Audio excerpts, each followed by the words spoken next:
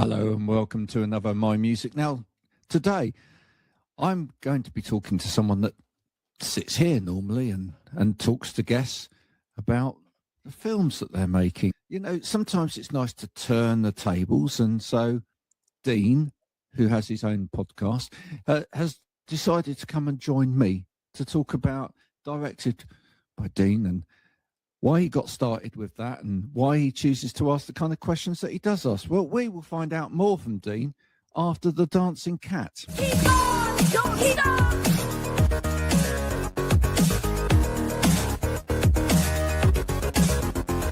Keep on, don't stop.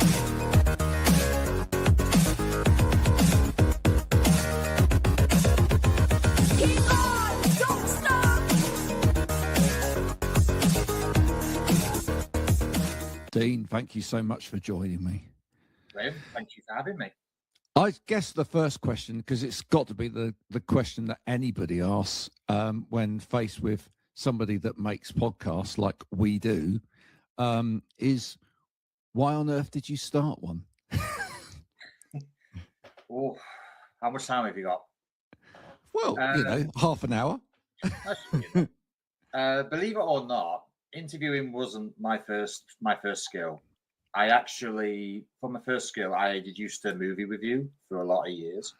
But when I think it was about 2019, I came to a movie. I'm not going to say what it was because then I would have to get into the technical aspects and probably ruin it for everyone. But I had a case of reviewer's block. I was like, how do I don't even know what to say. I'm like, I don't like it, but I don't hate it. I was just a bit kind of like, oh dear, I have a problem. So after that, I was like, right, what can I do while I get my creative juices going? And the producer who you've met, for a while, I've been asking me to do podcasts, but I was like, nope, not going to do it. But eventually I caved. And in 2019, I had my first interview and it's been joyous ever since. So you had your arm twisted into doing it. I wouldn't say twisted, but the thing is, I am quite a stubborn old mule, as the saying goes. And I'll be honest, I have never been more happier to admit I was wrong. Never. I'll always admit that now. I love that. What got you into film in the first place? I've got some lovely memories of film. I used to do something called the Festival Radio Association, which, as you can tell, has got nothing to do with film. But we used to meet in Wandsworth at this guy's office. And this guy had some wonderful things in his office because he had directed a number of films with a company called John Hicks Associates.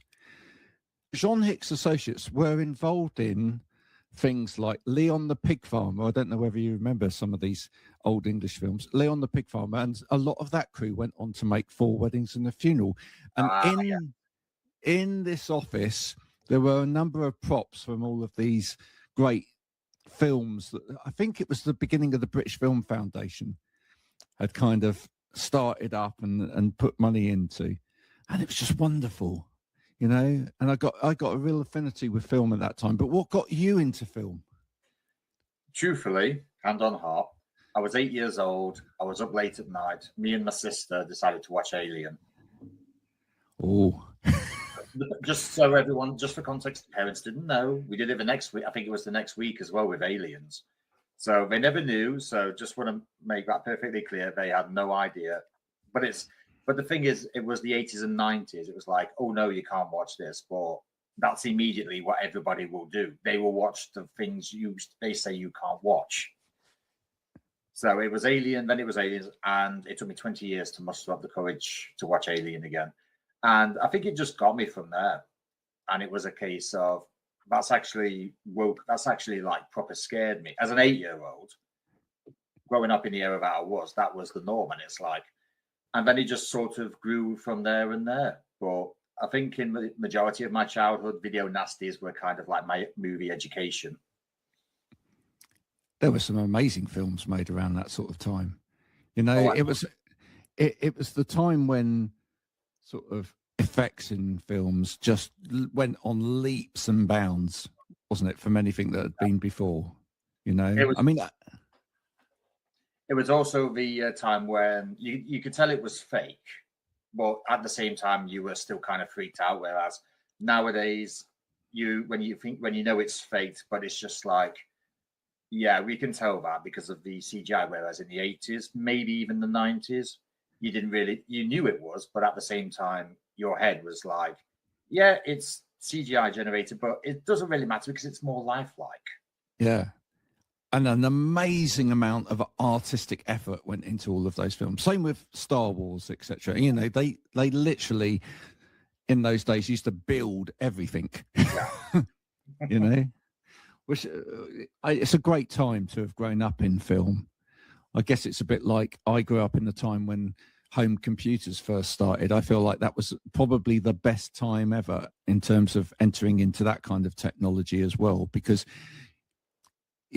we didn't really know what we could do with these things. We just enjoyed like taking them to bits and putting them back together and then trying to learn programming.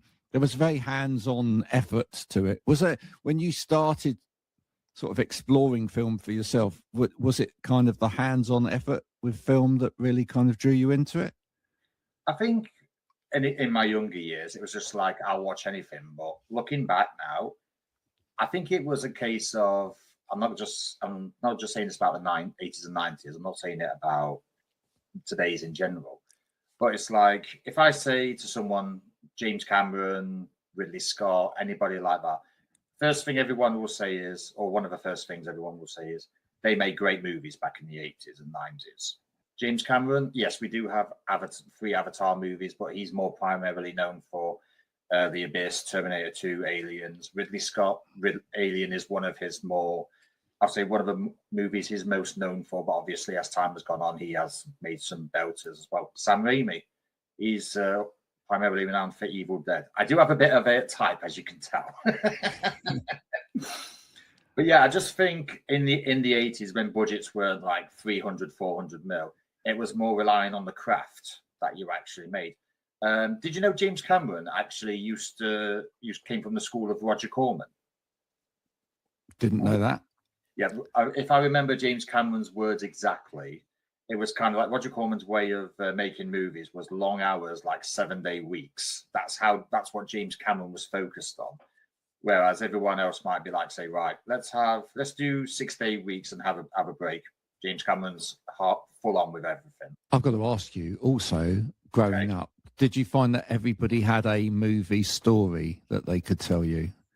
I mean, I think these days, like, you know, movie stars and everything, it's so almost away from Joe Public that there didn't seem to be any kind of crossover stories. But I think back in the day, there was always kind of a story of somebody that was in your school that then went into movies, etc. My dad had a story, for example.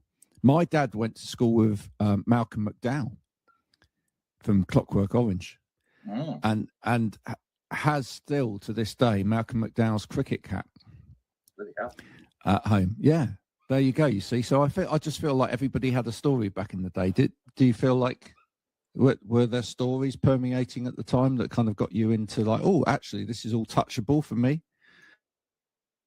Not in the 80s and 90s, no. I grew up in a small village in the middle of Nottinghamshire, whereas the only thing really any of the kids were bothered about is, right, who supports Man United? I would say it kind of went a bit further when I was well into my 30s. And I've had some guests on over the years that have been absolutely brilliant. I actually remember, I'm not sure if I'm going to tell the story correctly or not, but I had Mackenzie Gray, great actor, had him on, and he once told me a story of how, I don't know if you know this or not, anyone knows this, but from what he says, William Shatner in the olden days, he was actually the late Christopher Plummer's understudy. Really? Yeah. Wow. And I can't remember how the story goes exactly because it has been a few years. But the one thing that made me laugh was, I think it was one night, I can't remember what night it was and what play it was, but it went something along the lines of Bill Shatner had invited all these critics to whichever play him and Sir Christopher Plummer was in, because Bill Shatner was his understudy. And Bill Shatner was so confident that he was going to be in it all night. He was literally going to be the lead. And unfortunately, that's not what happened because Sir Christopher Plummer was the lead. Oh, my word. Yeah. Like I said, I can't remember exactly how much of it I remember because it has been a few years, but that is the general gist. Now, I can't have anybody here on MyMusic without kind of bringing music into it a little bit. Do you have favourite composers for films? Do you have favourite musicians in films? And what do you think about musicians turned actors? Right, so I'll get the composers out of the way. Hans Zimmer. I know I've always said I don't have favourites, but if we're going by what's on my Amazon playlist, then Hans Zimmer is the best for me. It was Gladiator soundtrack, and it was what was it? It was the end credit song. I forget what it was called. I think it was Now We Are Free, and it was just like, oh my god, that's just sent chills up my spine. I mean, I'm getting chills now up my back of my neck just saying Now We Are Free, and I still listen to it every day or try to. Obviously, can't mention composers without John Williams. I will say Junkie XL is actually one of my favorites as well. Just want to think who else there is. I can't remember how to pronounce his name, but he did the scores for Game of Thrones, Westworld, Person of Interest. I think his name is pronounced Rahman Jawadi, I think his name is. But oh my God, can his music tell a story? It's a vital part. It's a vital part, though, of any film, isn't it? It is. You know, that soundtrack means everything. What did you make of the latest Charlie XCX soundtrack for? Is it for Wuthering Heights? For Wuthering Heights, yeah. Can I be honest? I haven't listened to it, but I have listened to Charlie XCX's newest album, Brat, and I absolutely love that. And I genuinely do love it. I must admit, Wuthering Heights has been behind on the list of music to listen to, but I am a man who realizes the errors of his ways. So when I'm doing more questions tonight, I will actually listen to it. There you go. You're in for a treat. Oh, It's yeah. I talked about it with someone the other day on here. I do feel like she felt the need to, because she's always been really great at the sort of 20-second pop thing, you know, the hook that really pulls you in. But I feel like she really wanted to get people to listen to a whole piece. And, you know, and that's difficult when you're someone like Charlie XCX, because ultimately you're playing up to the young audience who, you know, scroll through TikTok and everything else. So you're trying to capture them in that 20-30 seconds, and you're writing hooks for that. But she goes some way towards like actually writing pieces for this soundtrack that require you to actually take time to listen. And maybe that's why film gave her that opportunity, I think. You know? Yep. Just one last soundtrack, because it's not very often I get to talk about it. K-pop Demon Hunters. You're a fan? I am a fan, yes. I think the world's a fan of that, are they not? My two podcast co-hosts on. Oh, really? Yeah. What are they say? They say bad stuff about. I don't know. Well, that would be a question for you to ask those two. Yeah. I will decline to comment, but that is a question those two will have to answer one of these days. I think they need to answer it. We're you know, maybe in the comments when this podcast goes out, they might, you know, they might turn tail on you and say, well, no, actually, I quite like it secretly, but I just didn't want to admit it in public. Where did you meet these two co-hosts, and why that format? Why did you want to do podcasts with other people? Well, funnily enough, Joe Bauer, my podcast host, I actually met on an interview. I was interviewing him for Aaron Schonke's Legend of the White Dragon, which still hasn't come out, but I think it's been released at some point this year or next year. And we just hit it off. And ever since he joined in late 2023, it's been a blast. And Sam, my other co-host, I used to work with him where my full-time employment is. And we hit it off talking about movies. And it was like, right, in that case, I need a third co-host. Are you interested? And he said yes. And it's been joyous ever since. Do you find it difficult to know who's going to ask the next question, or do you rehearse that up front, or how structured is what you do? It's completely unscripted. Ooh. But I do have an iPad that I have notes on, so I know where I know where everything's going, and because we do highest grossing movie challenge every year. Suffice to say, Sam has won it 2 years on the trot, and Joe has lost it 2 years on the trot. But it's a case of where we're heading, and it's just a case of telling those two and everyone listening how much said movie has took in its opening weekend. Just for example, Project Hail Mary with Ryan Gosling, $140 million global debut. That's what happens when you do SNL. It is definitely. Next week is actually the first major blockbuster of the year, Super Mario Galaxy. Why is that? Why is that a blockbuster? That's what I've got to ask. Is it because it's related to a game? Is it just because it's so in the sort of subconscious of young people? I think it's a case of everything. Every gamer, and I am a gamer myself, everyone who is a gamer has either played Mario in the past, knows of Mario, and has probably spent hours of their time devoted to Mario, whether it be TV series or the games. Me, myself, I played original Super Mario Brothers on the Nintendo Entertainment System in the olden days. And Mario, I must admit, I love Mario Kart. I still remember playing it on my old Super Nintendo in the 1990s, and I just loved it. And the first movie that came out a few years ago actually took over $1 billion. It's one of those games that most people can play. And by play, I mean, if I played it with all of my kids, I would lose every single time. But I can at least take part. You know what I'm saying there? I just feel like for me, I left games behind years ago, right? I was of the generation that was Horace Goes Skiing and, Space Invaders. Oh, Galactic, take me back.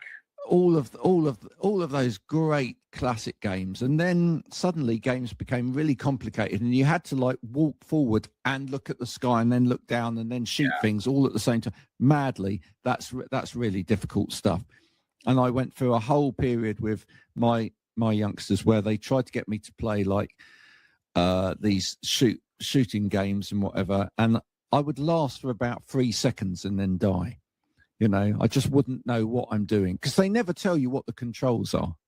Oh yeah, because they want to win. They want to win, so they never tell you this stuff. In terms of film, do you have a favorite genre? I will say I'm probably mostly a fan of horror, but that has kind of dissolved over the last few years because everything is more CGI based, which as a purist 80s and 90s horror fan, I don't entirely agree with. Well, I must admit, I do like a lot of genres, but I do feel that the Western genre is kind of a dying genre.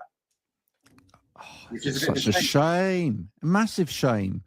Do you love all of the classic? Do you love things like The Searchers, like the John Ford films, that sort of thing? Do you go back to those?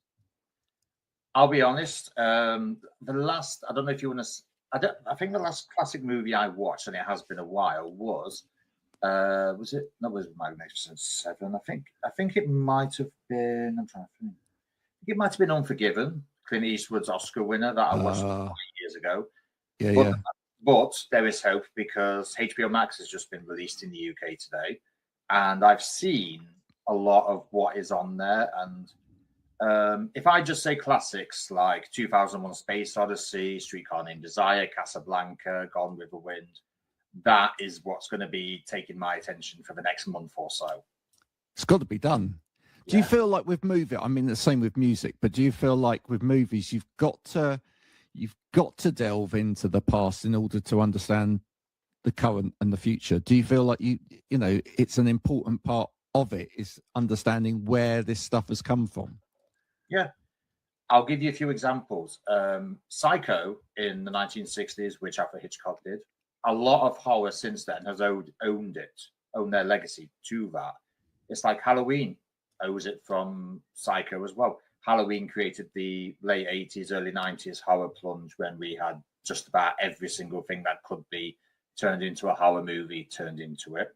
And then obviously you had like Halloween and all that lot. And in the 90s you had Scream, because you had Wes Craven, who basically reinvented a genre that was dying.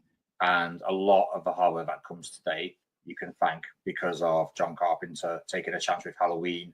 And you can take a chance with Wes Craven doing Scream. And I'll be honest with you, I don't really watch Halloween much because for me, Halloween it's a scary movie, but it's only scary because of the soundtrack. Whereas Scream, I would say that is more gore-fested. And that's why I would always take Scream over Halloween. You've watched the latest Scream? No, I haven't yet. But No. I will go on record and say that I was heavily invested in 5 and 6, which is where Jenna Ortega and Melissa Barrera were at. And then everything changed, and I was like, I'm not bothering. But I must admit, I am quite impressed by how much it's took. It's about, I think it's about the third or fourth highest movie in the world today. But I will have a look at it because it has done well. I didn't think it was going to do that well. It has. But as an objective person, I will watch it when it comes out on Paramount Plus, which should be either middle of this month or May. I've got to ask your opinion on something that always creates division in this house, which is movie trailers. Do you feel like a movie can stand and fall on a trailer? And do you think like sometimes they put too much of the film in the trailer? I think a trailer will either make or break it, but I think the problem is when you see the trailer, you expect the movie to be just like that, and more often than not, it's not. Key example I have is Ghost Rider: Spirit of Vengeance with Nick Cage. All the action was in the trailer itself. It's like, right, I've seen the trailer. I don't need to watch the movie, because I did watch the movie and I was really disappointed, particularly as at the time it was a Marvel Knights movie. Marvel Knights is basically the horror genre of Marvel. Basically, it goes a bit more rated R than a normal Marvel project was. I must admit, I loved Punisher Warzone, which was a Marvel Knights movie.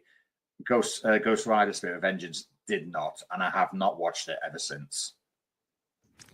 Right, coming out of that question then, because you mentioned Marvel versus DC, which is winning at the moment? That's tough. If you would have said when it was Zack Snyder's DC EU versus Marvel, I'd say Marvel straight away. But the problem is Marvel has peaked with Endgame. And me and Joe have said that on many an occasion. It's peaked. And then they've been trying to get it back to where it was, and it has took a long time. And I have seen Superman. And if I'm being honest, Superman is way better than anything Marvel brought out last year, even Thunderbolt. Yeah. It's got a lovely humanness about it, hasn't it, Superman? Which, you know, and they seem to be doing the whole pull on the heartstrings of anybody that kind of knew the originals really well, that whole retro piece. Yeah, I mean that seems to be that Fantastic Four, right?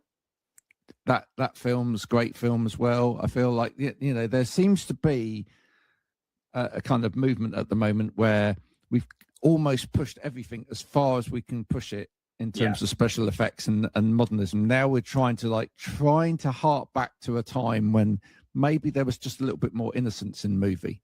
Do you feel with some of this stuff? I'd say everyone's trying to make it a bit more simple as well. And obviously budgets are expiring out of control as well. I think last Avatar movie, I'm not sure, I can't remember what the budget was for it, but I know it was something ridiculous. and it hasn't took as much as the others for a lot of reasons. I'm not gonna say what they are because it might be wrong. Because one thing I do know is that some movies are good, they are profitable, but others are not. I mean, it's like Avatar's going down, Marvel's going down, DC probably this year won't go up because I think their slate isn't really that good. But I think in time DC, and aside from Doomsday and obviously Secret Wars in the next year, once that finishes and they reboot the entire MCU, I think it might be a little more level-footed as far as DC and Marvel go. I've got to ask you this because everybody always asks me this question when they're interviewing me about my music. Have you got a favorite guest that you've had on, or is that just an impossible thing to answer because every guest? The thing is, for me, I find it really hard.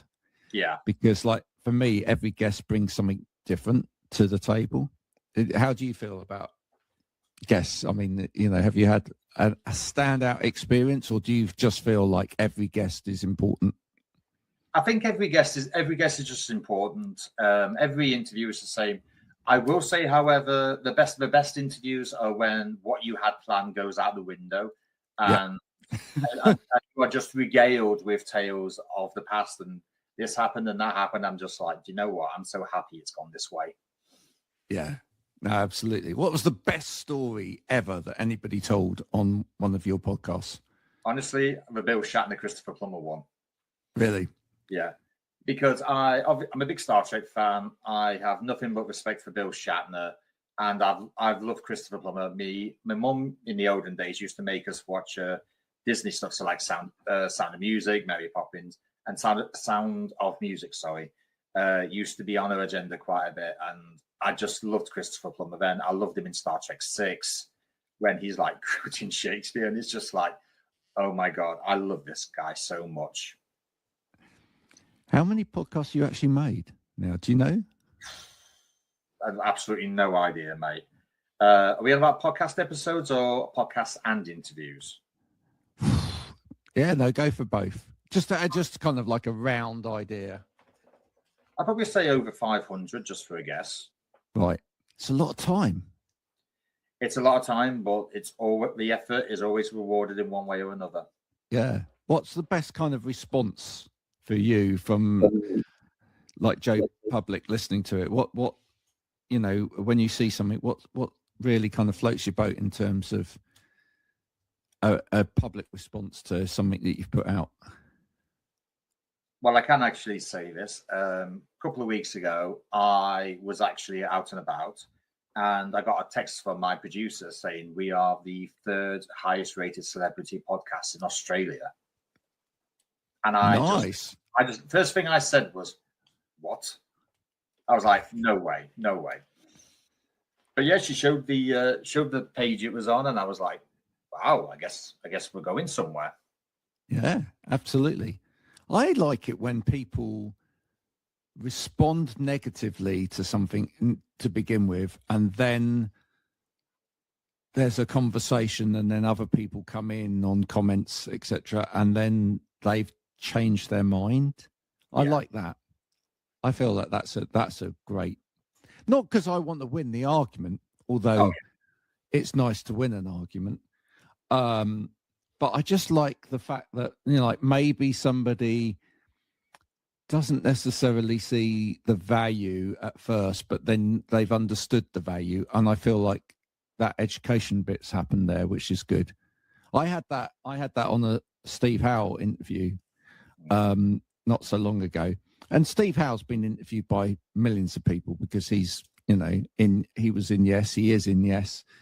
He's, sold billions of records all around the world. He's worth 10 million pounds. And somebody wrote, hang on a minute, what's going on in this interview? Why is Steve asking this guy questions? Who is this guy? Right? Why isn't he just asking questions of Steve? And why isn't he asking these questions of Steve? And I said, well, look, hang on a minute. There's loads of people that have already made those interviews out there, right? I'm trying to create a conversation here, not an interview. and so I want it to be a dialogue. I want it to be a two-way process. And then, you know, nicely, a lot of people then chimed in and went, "Yeah, this is so different. This is great because it is different." Are you trying to do that? Are you trying to make something different from what you've heard before when you make these podcasts? I wouldn't say I try and make it different. I try and evolve my questions from year to year, which I have done. I actually looked at some of the questions when I started doing it, and I'm like, did I really ask that? Oh, really? What's the worst question you ever asked? I think the question should be, what was the most difficult I asked? Okay. And I generally can't remember because my brain is more forward thinking than it is. It will look back at the odd question and think, right, so that worked, this didn't work. So I'm going to move forward. I mean, I've already did my templates for this year, and I'm already coming up with newer questions to ask. And where do those questions get kept? Do they get kept in your head? Are they do you like put them on paper before you go into an interview? They're kept on my iPad and my laptop. Okay, I see. So you have a structure in terms of what you're going to ask people, but you allow it to wander if it can wander. If it comes to it, yeah. If they go a bit off topic, I don't mind going off topic. No. Where's the weirdest place that an interview's gone in terms of away from the topic that you started on? To be honest with you, I think every single interview where we've just gone off topic has been probably the best. Completely bonkers. Yeah. Strange isn't always bad. No. Do you find that? Do you ever find that if you're getting somebody on from the film world, an actor or a director, etc., do you find that sometimes they just want to talk about anything other than film? I don't know if anyone has ever done that, but I've not had the impression that they do. Really? Yeah. I think that's interesting because sometimes I have that with musicians. Sometimes they don't want to talk about music because that's their day job. It is. So, you know, are film people, I don't know, are film people different from musicians then, maybe? I'll be honest. A lot of people who's come on the podcast have said, I'm so thankful you allowed me time. Really? To talk about film? Yeah. Yeah. Why is that, do you think? Do you think like there's just genuinely not enough time dedicated to talking about actual projects these days? I think there might not be, but I think everyone's different. That's why interviewing movie stars is always, but it's kind of like interviewing musicians. I've had a few on my podcast, and everyone's always got not so much a different agenda, but a different way of how they want things to go. I would say the best thing that probably makes mine, I'll say more unique, is it's all professional. I don't go personal. Right. And I wonder sometimes if that's why a lot of people are like, oh, he just keeps it professional. I really like that. Yeah, I think that could be unique. I think that in this day and age that a lot of people have been told to talk about themselves because authenticity wins. But maybe as well, you've got the same issue with film interviews as we've got with music interviews. I noticed, and it's one of the reasons I started the MyMusic Podcast, that a lot of musicians were being asked questions like, what's your favorite biscuit? Oh, God. Which has absolutely nothing to do with what they've been producing for the last 2 years or whatever. Maybe like film actors and directors have got the same problem, that people just want to know about them, their relationships, what they eat, where they hang out, and not actually about the art themselves. Do you feel like that's maybe why they're saying that to you? Maybe. I'll say maybe. I'm not going to say yes or no because obviously I don't know how everyone thinks, but it might be possible. Oh, that's a very politically correct way of answering that. It is politically correct, I will admit. But at the end of the day, I can't really say what other people are thinking. But everyone who I've had on, a lot of them's come back. They've always said they've always enjoyed being on the podcast. They really enjoyed it, and they'd love to come back. So I'd love to hear from some of them now. If you're watching this interview with Dean, please, if you've been interviewed by Dean, I'd love some comments on this interview about why you loved being interviewed by Dean, as much as anything else, because then Dean would be able to see those comments and he'd know, and that'd be great. You know, I'm sure there's that kind of reason in it, which is that I think these people, this is a labour of love for them, and I'm sure that they want to be treated with respect when it comes to their art and their craft. I'm sure that's one of the reasons. Who haven't you interviewed yet that you want to? How much time have you got? Loads. Go for it. Everyone in the MCU, everyone in either DCU, Pacino, De Niro, Jon Favreau, Chris Nolan is probably at the very highest, one of the highest priorities for me. Same with James Cameron, same with Sir Ridley Scott, Tom Cruise. I'll say Ryan Reynolds for the time being. What else? There's so many. There generally is so many. Okay. You've got a choice between Ryan Reynolds and Ryan Gosling. Who are you choosing? Over Gosling. Yeah? Gosling straight away. Yeah. Why? Because he's Ryan Gosling. Because he's Ryan Gosling. Yeah. Because he's a beautiful human being. I will leave that to my producer to comment on that. He's funny as well, though, right? He's real funny. I'm sure he'd make good interview. Do you feel that sometimes when you get somebody in the space to interview them, can you tell within like the first minute or two whether this is going to be a really great interview and just flow naturally, or it's going to be hard work? Do you get that sense? Honestly, I've never had that sense. I just literally, once it starts, I just let it flow from there and then see what happens. Really? You can. Why is that then? You could just completely focused on you in that moment, or are you not picking up vibes from the other person as to whether they're going to open up or? I just have no expectation. To be honest with you, one of the first things I've tried to do is just have no expectation. It's like just go instantly into it thinking this is going to be great, and then if it's not, then I'm pleasantly surprised. That's I love that. It's just my way of thinking about things, mate. I worry about too much, so I tend not to worry if it's going to be a good interview or not. I just think it is going to be a great one. Do you find that sometimes, however much they've done film-wise or whatever, do you find that sometimes you think the people that you're interviewing are actually more nervous than you are? Probably. I still get nervous. I've been doing it 6 years, mate. You get nervous? Yeah. You don't enjoy it? Oh no, I do enjoy it. It's just I get very bad nerves a lot of the times. What beforehand? But do the nerves go as soon as you start? I think after a while it does. Yeah. But sometimes it just stays. But once I get into the flow of things, I'm usually all right. Yeah. Can you tell what my favourite film is? Right. So there's going to be a bit of a bio on you now. So when were you born? I was born in 1971.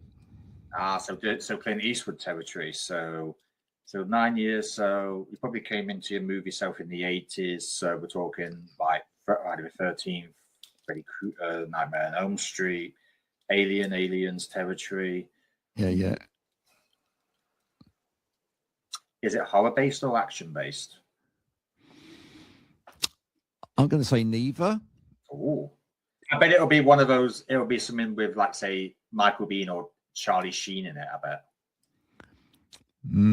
No, I'll tell you what. If I give you a clue, right? Soundtrack of my favorite ever movie was made by Peter Gabriel. I'm a hard one to read. You are, because literally every single guy born in the 70s or 80s, they're usually action packed. Usually action, adventure, maybe a bit of horror, but I'm guessing I'm deeper than that. I'm much deeper than that. Mind you, there is action in this movie, but it's not in the traditional sense, if you see what I mean. Romance? No, definitely not. Oh God. I'm going to tell you. Shall I tell you? Go on, tell me. Okay, my favourite movie is an Alan Parker movie. Oh, I know Alan. I know a fair bit. Not a fair bit of Alan Parker's work, but I know he did Evita. Yeah. So my favourite movie is Birdie by Alan Parker, which is a Nicolas Cage film, believe it or not. Matthew Modine and Nicolas Cage. Yeah, I wouldn't have took you for that, mate. There you go. That's my favourite movie of all time. It's where the Matthew Modine character, they both go off to fight the Vietnam War, and Matthew Modine's character comes back and ends up in almost like a psychiatric prison where he's pretending to be a bird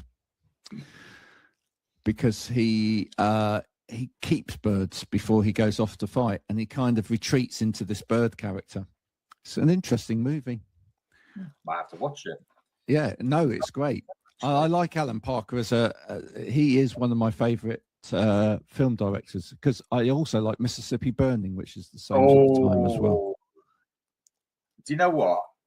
I've been meaning to watch Mississippi Burning for ages. The problem is there's too much choice. Yep. So it's like once you start something, you finish it, you move on to something else, and it just kind of gets lost. So yeah, I have actually been meaning to watch Mississippi Burning since last year. It's a great film. Trust me, my friend, it's a great film. You might be converted over to the Alan Parker filmology. It may well happen. Listen, thank you, Dean, for coming on and talking. At some point, I'm going to come on yours, I believe, and you can grill me a little bit more. See, I know a bit of film. I do know a bit of film. I actually studied film as part of my degree as well. Oh, did you? Yeah. We watched some awful film as part of it. We even watched Battleship Potemkin. I'm going to say define bad, because my two co-hosts have really bad taste in movies. So okay, so we did a whole load of we did a study of realist film. So that, you know, these are very long films where virtually nothing happens at all. We even did some deconstruction films as well. So I remember watching a film which was a black and white deconstruction of La Boheme, where basically the scene only changes once with one minor movement for about 2 hours. It's probably the worst 2 hours of my life gone, but there we go. But we did watch Terminator as well. Which one? The first one. That's it. You like the second one? The second one's best. Oh yes, I agree. The second one is the best movie out of the whole series, without a shadow of a doubt. Terminator sets the scene; it has to be there. Yeah. Terminator 2 just is fantastic as a film. But the director's cut is better than the original, because there's actually more stuff in the director's cut. I have seen the director's cut. I again completely agree with you. There we go. Look, we finish on complete unison in terms of film, which is brilliant. I love it. Dean, thank you so much for coming on. If that's encouraged you to watch some film today, then please let us know which films you're interested in at the moment. If you've listened to any of Dean's podcasts about film, let him know which is your favorite one so far. What was the best story, the best conversation? Because, you know, feedback's great for everybody. We will be back soon with more My Music. But until then, from Dean and myself, thanks for watching. Bye for now. Thank you.